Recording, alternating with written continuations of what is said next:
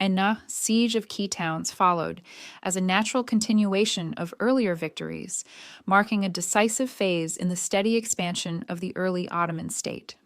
Under the leadership of Osman the Farina, Ottoman forces shifted their focus from open field engagements to the systematic reduction of fortified towns and strategic forts across northwestern Anatolia.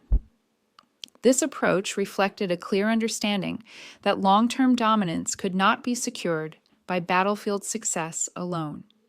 Instead, control over administrative centers, trade routes, and defensive strongholds was essential to dismantling the remaining authority of the Paime, Byzantine Empire, in the region. Following earlier clashes that weakened Byzantine military presence, Osman's commanders began isolating key settlements one by one. Rather than launching immediate assaults on high walls, they surrounded towns, cutting off supply lines and severing communication with neighboring garrisons. Roads were controlled, surrounding villages brought under Ottoman influence, and access to food and reinforcements gradually denied. This method reduced Ottoman casualties and placed increasing psychological pressure on defenders, many of whom realized that relief forces were unlikely to arrive. The sieges unfolded over extended periods, often lasting weeks or months. Inside the fortified towns, shortages of food and basic supplies became severe, while morale steadily declined. Outside the walls, Ottoman forces maintained constant pressure, conducting patrols and raids to prevent any attempt at escape or resupply. The objective was not immediate destruction, but inevitability.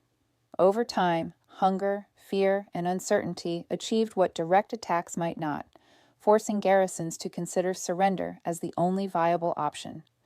For local populations, these sieges brought uncertainty, but also choices. Town elders and notables frequently entered negotiations, seeking terms that would protect civilians and preserve property. Ottoman leaders, aware of the value of stability, often accepted peaceful surrender. In many cases, gates were opened without major fighting, allowing towns to change hands with minimal bloodshed. This policy encouraged other settlements to follow the same path, accelerating Ottoman expansion while preserving economic productivity. As each town fell, the Byzantine defensive network weakened further. Forts that once supported each other were left isolated, surrounded by territory now loyal to Osman. Byzantine commanders faced a dilemma: attempt risky counterattacks with limited forces or abandon strongholds that could no longer be supplied. The result was a gradual but relentless contraction of imperial control, as one position after another succumbed to siege or negotiation. Geography played a crucial role in this process. Control of valleys, passes, and river crossings allowed Ottoman forces to dictate movement throughout the region. Once these routes were secured, Byzantine towns became islands in hostile territory. Seasonal timing further strengthened Ottoman strategy, with sieges often intensifying after harvest periods, when access to food was most critical. Winter conditions compounded suffering inside besieged towns, hastening surrender. The fall of each fortified settlement had consequences beyond its walls. Trade routes shifted under Ottoman supervision, taxes were redirected, and new administrative arrangements took shape. Rather than dismantling local structures entirely, Ottoman authorities frequently retained existing officials who pledged loyalty. This continuity reassured residents and reduced resistance, allowing daily life to resume quickly under new rule. Markets reopened, agriculture continued, and artisans returned to work, ensuring that newly captured towns contributed to the growing strength of the Ottoman polity.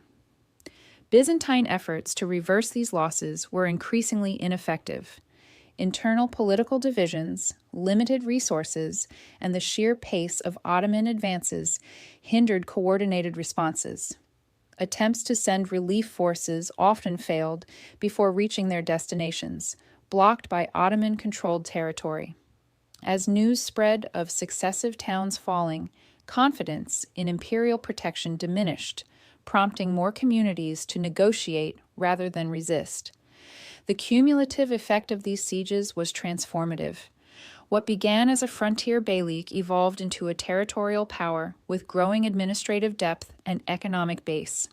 Each captured town reinforced the next campaign, providing manpower, revenue, and strategic advantage. The Byzantine presence, once deeply rooted in the region, was reduced to scattered enclaves struggling to survive. In retrospect, the systematic siege of key towns represented more than a military tactic. It was a statement of intent. Osman's campaign demonstrated a clear vision of state building, where conquest, governance, and legitimacy advanced together. By prioritizing control over strategic centers and minimizing unnecessary destruction, the Ottomans laid the foundations for durable rule. The steady fall of Byzantine towns in northwestern Anatolia marked not just the end of an era for imperial authority there, but the beginning of a new political order that would soon extend far beyond the region's hills and plains.